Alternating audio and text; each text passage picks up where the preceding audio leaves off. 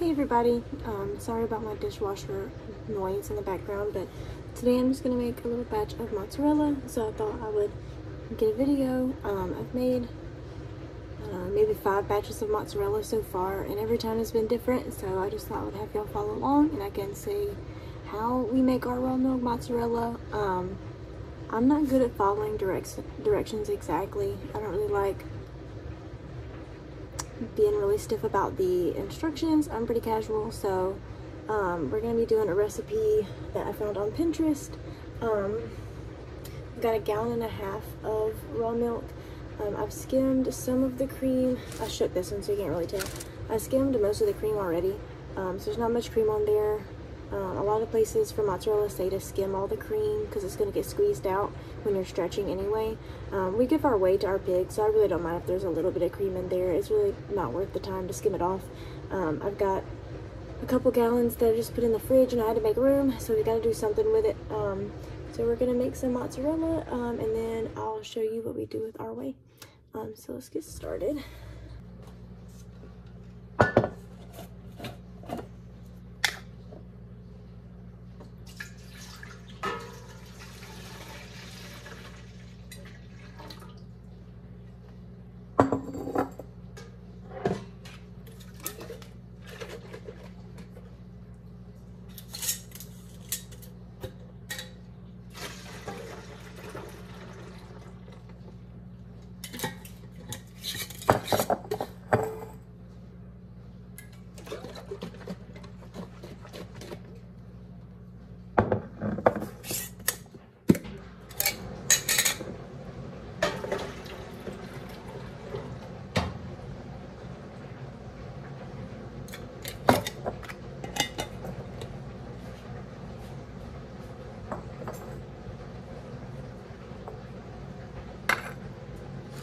So this recipe says to do 3 teaspoons of citric acid dissolved in filtered water. Our filter is due to be replaced in our fridge, so I'm going to be using bottled water because I can't ensure it's super duper filtered. It's definitely chlorinated, so we're just going to use bottled water. It says you mix those 2 teaspoons of citric acid into 1/2 cup of filtered water, and then you stir until it's completely dissolved. I haven't done this enough times to know it without the instructions, so you have to excuse me for reading the instructions. This is the brand of citric acid. I really like it. So far it's done a really good job for mozzarella. I haven't started heating the milk yet, so I don't have the burner turned on. So this recipe was for 2 gallons of milk, and I only have 1.5, so I'm gonna do a little over, just a little bit over 2 teaspoons instead of 3. So I did like 2.5 teaspoons. And then it says do it with 1/2 cup of filtered water. Oh, you can't see what I'm doing. Sorry.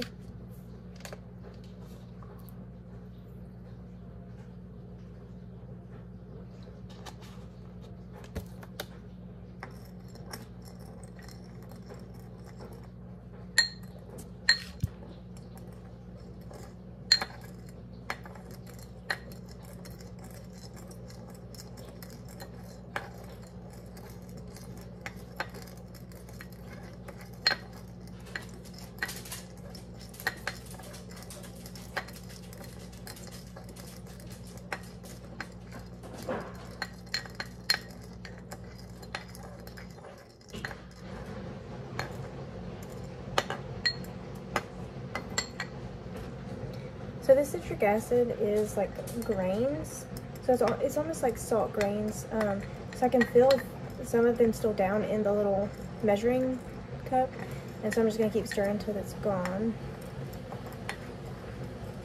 Okay, it's gone. So now I'm gonna add it to our milk.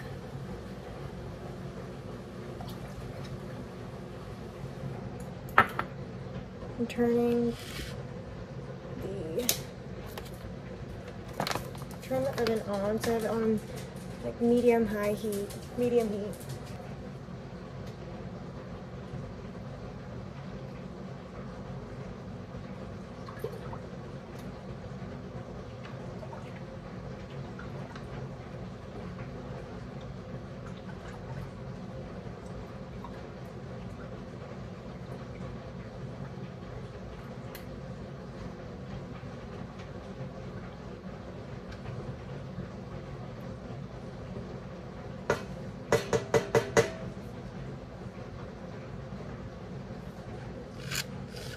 Okay, so now we're just gonna occasionally stir it until it gets to 100 degrees.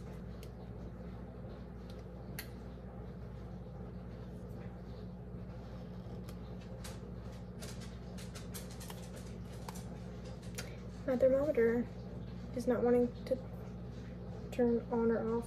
Anyways, this is the thermometer I use. It's just from Walmart or whatever. It works really well, but it looks like maybe it's not gonna work much longer because it's not turning on and off. Anyways, it'll be fine.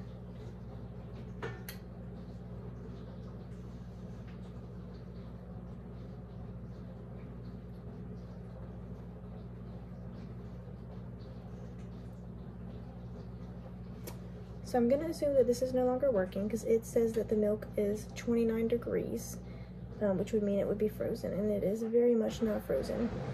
So I don't really know how trustworthy this is anymore.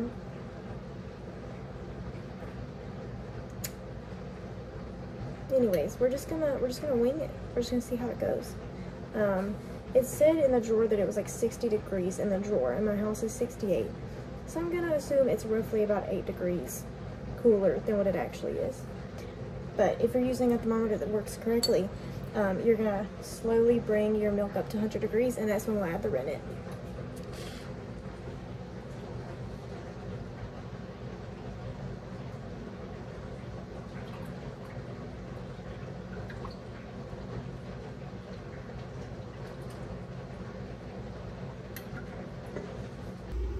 So you can see we're starting to get this weird speckled kind of appearance to the milk as we're warming it up. That's from the citric acid. It's starting to create some small little curdles. So some recipes for mozzarella are gonna call for vinegar or lemon juice, but I use citric acid. I feel like it's just more reliable. I mean, I've made it with vinegar. It's fine. It tastes good. It looks good. I just feel like the citric acid, I don't know if it yields more or if that's a little bit of a placebo effect, but I just like it. I feel like it's easier for me to measure out. I mess it up less. And it's in a nice big bag, and I feel like I'm like never gonna run out because I use vinegar for so many other things. I never have enough when I need it. But then with the citric acid, I only use it for cheese, so I always have enough. Yeah, you can start to see it as it floats around all those little pieces. Okay, so our milk is around 100 degrees. So now we're going to take a half of a teaspoon of our rennet. I'm using the New England Cheese Making Supplies Co. animal rennet. I believe I got it on Amazon. It's worked really well so far. I know you can use vegetable rennet also. If you don't like the idea of animal rennet, this is just what I got when I first started, and I still have plenty left. And then we're gonna add a half a cup of water to that.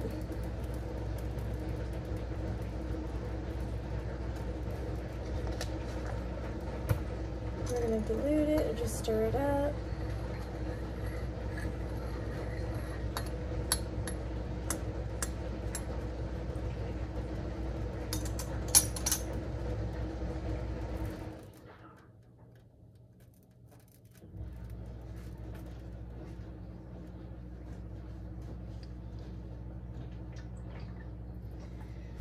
So when you stir this in, it's important that you don't just stir in a circle, because that's not going to distribute your rennet throughout all of the layers of the milk.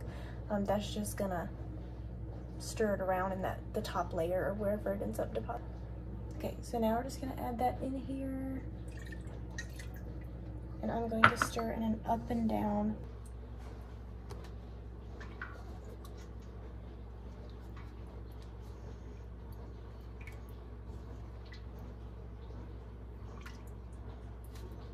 For 30 seconds.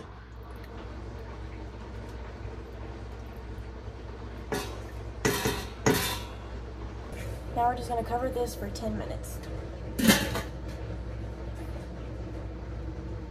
Okay, it has been 10 minutes, so we are going to see if we get a clean break. They say to use your finger, but I just don't trust that my finger is clean enough even after being washed. I just feel weird about it. So oh, that's definitely not a clean break. So we're gonna give it 5 more minutes. Okay, now we're gonna check for a clean break. You know, I feel like something went wrong here. Because I'm still not getting a clean break.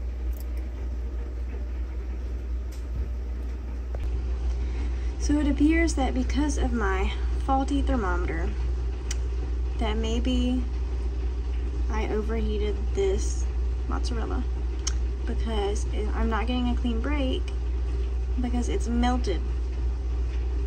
So it made curds, but the curds are too hot.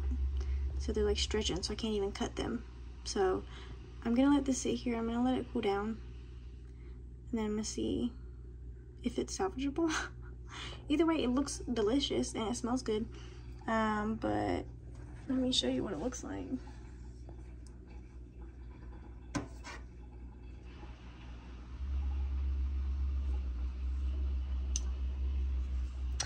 Like, that ain't right, you know? So I'm just gonna let it cool. I go do something else and we'll see if it does something different and makes it to where I can cut it. So obviously, like I said, my mozzarella is, it got too hot, so it's just a big blob and I can't cut it because it's too stretchy. So I'm gonna try to scoop it out and drain the whey and just go ahead and like, just skip the step of cutting and try to do the rest of it. Look at this. I mean, you have to admit that that looks like super, look, it's like bending the handle on my thing. You gotta admit that looks super delicious. That's like cartoon cheese, you know what I'm saying? Like, that's like cartoon pizza.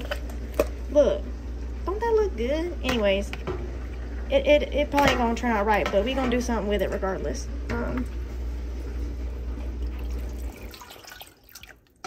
here, cheese. Lord have mercy. This is,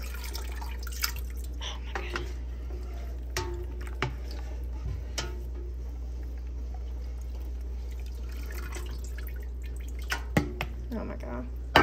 Well, it's going really well, as you can see.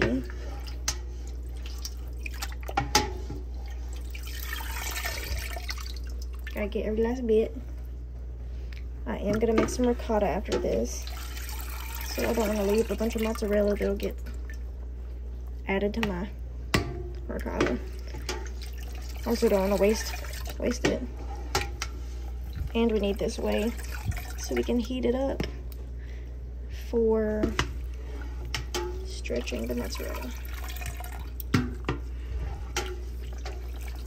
There's probably like 1,000 better ways to do this, but this really isn't much of an instructional as it is just a vlog of me struggling to make this mozzarella. Okay, I think we've got all of it, at least most of it. Okay, now I'm gonna get my gloves. Okay, I've got my whey in this pot and I've got it back on like medium heat so it can get hot enough because we use that to melt our mozzarella. So the mozzarella is not cut into curds, so whatever, it's fine. I'm just gonna squeeze out the whey, and the whey you're gonna see coming out is like really, like it's not very clear, it's like cloudy, and that's just because I didn't skim all the cream off of my milk, so so it's got a lot of cream still in it. And so all that's going into the whey, and we're gonna make ricotta, so we'll get to salvage some of that when we make ricotta, but then whatever we don't salvage from that is just gonna go to our pigs and they'll love it. And as they say, milk is not wasted if it makes bacon. So I don't want to squeeze too much because if I can keep any of that fat in there, I will. I've heard that if you it smells really good. I've heard that if you make it from like skim milk, it's easier to stretch. But anyway, okay. So I'm gonna add it back to my pot. The water is hot, but it's like really warm, but it's not like painful. You want it to be to where like it wouldn't hurt your hand if it was in there, but it doesn't hurt with the gloves on. So I'm just putting the mozzarella in there and just letting it warm back up. This is when you want it to be melted. You don't want it to be melted when you're trying to cut the curds, like earlier. But you do want it to start to melt now because that's how you stretch it. And I might stretch it out really thin so I can cut it to make mozzarella sticks. Because we use a lot of mozzarella in like pizzas, but the kids are like, please make mozzarella sticks. So and I have like several balls of this in the freezer already, enough to make some pizza. So I'll probably, we'll see. They might be too big of bowls for mozzarella that I couldn't cut into curds. So we'll just see how it goes. But so if you look now, if I just hold it up here, the weight of it alone is starting to stretch it because we're starting to get it warmed up enough to stretch. And as you stretch, more whey is going to come out, and more of that like fat that's in there is going to come out. If it's, see how it's breaking some? Like I'm pulling it and like right here it's breaking. That's how you know it's not really hot enough.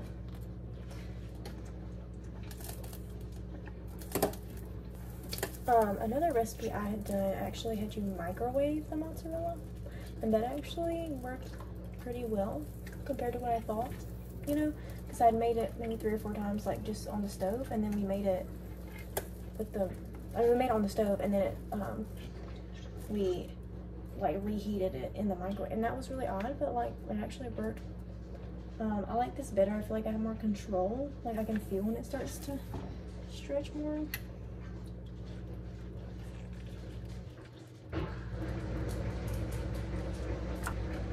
So now that I've decided to make mozzarella sticks, like cheese sticks, I'm making this up. I've never done this before. I've not watched a tutorial. I don't know how to do this. I'm just gonna like maybe like while it's in the whey, like shape it into like a snake. You know, like a long, like when you're making Play-Doh. I'm just like squishing it kind of into that shape, just like a cylinder, I guess, in the mozzarella. So then when it stretches, it'll have that shape of like a mozzarella stick. Oh, this is getting hot. So it's getting hot to where like when I just touch it with the gloves it's fine, but if I leave my hand down in it with the gloves on even, it's still too hot. So I'm gonna turn our heat off because I don't think I'm gonna need it to be in the heat all that much longer. So I'm just making this until, you know, just roughly like a turd shape.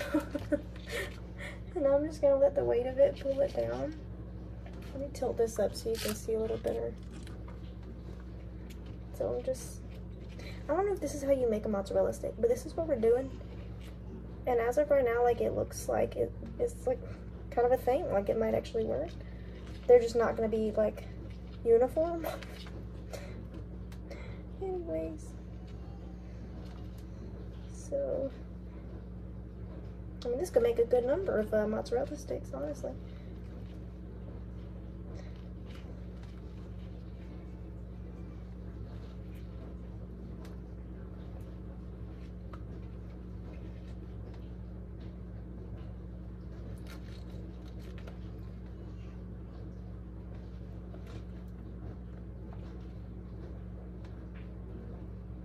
I don't want it to be too thick because like I'm gonna bread them, I guess.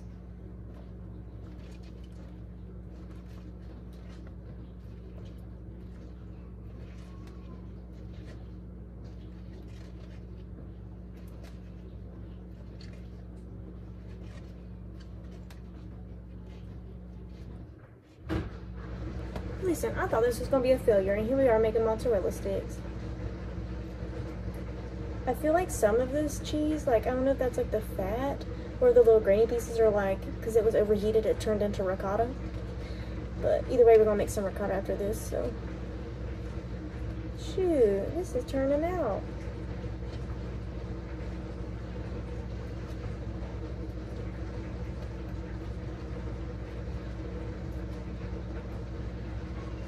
Okay, I'm gonna like dip this one in the whey. because it's kind of cooling down. And I'm gonna let it get hot again.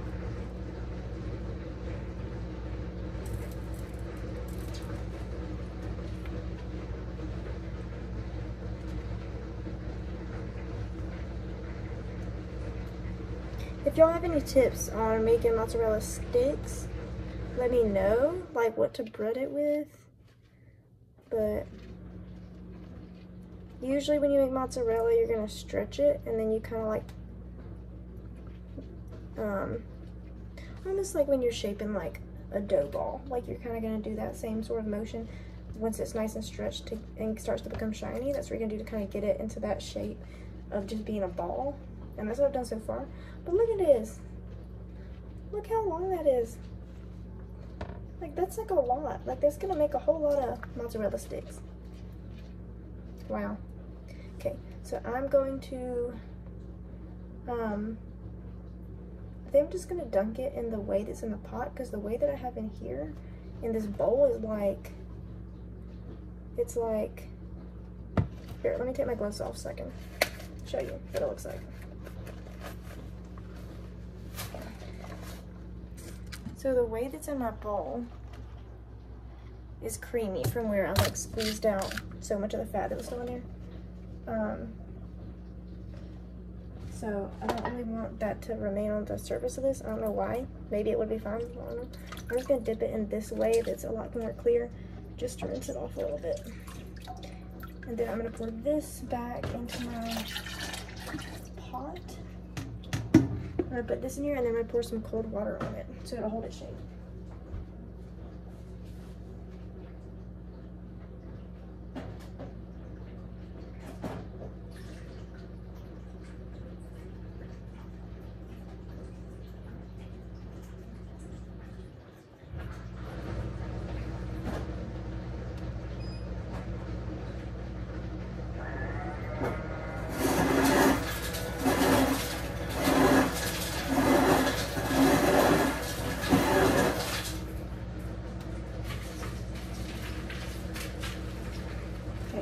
So I'm just rolling this around in some ice water. I'll take my gloves off now. And before and after I use the gloves, those are gloves I only use for cheese. And before and after I use them, I just wash them with like dish detergent, just like I would my hands. Y'all, look at this.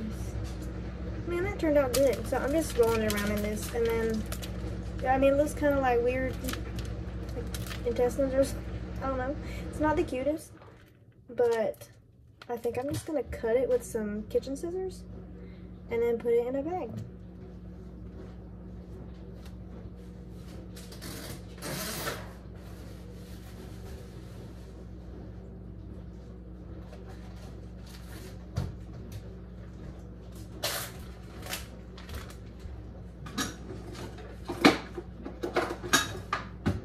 Got my kitchen scissors. And I'm just gonna cut them all roughly. Maybe those are too short. I don't know. And then I'm just putting them in a bag. How long is a mozzarella stick? I don't know.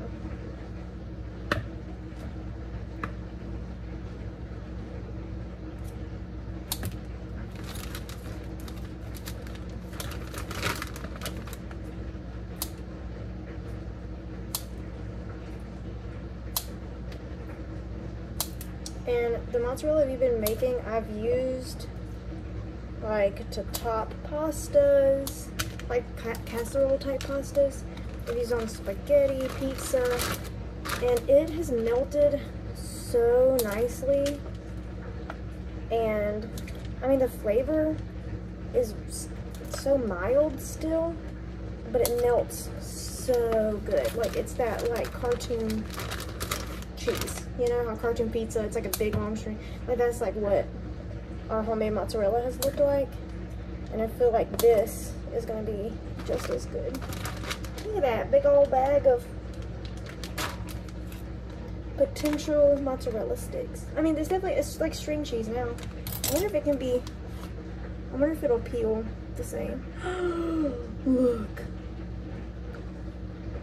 My kids are gonna freak. They're gonna be so excited. I made string cheese. And I know mozzarella is always kind of string cheese because it's stretched, but look at it. Look at that.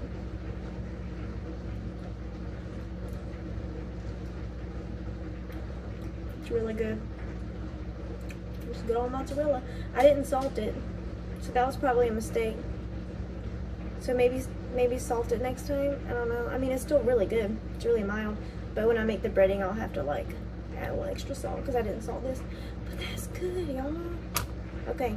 Well, I'm surprised. It was a little disappointing for a minute, but now it's great. And it's it. So there you have it.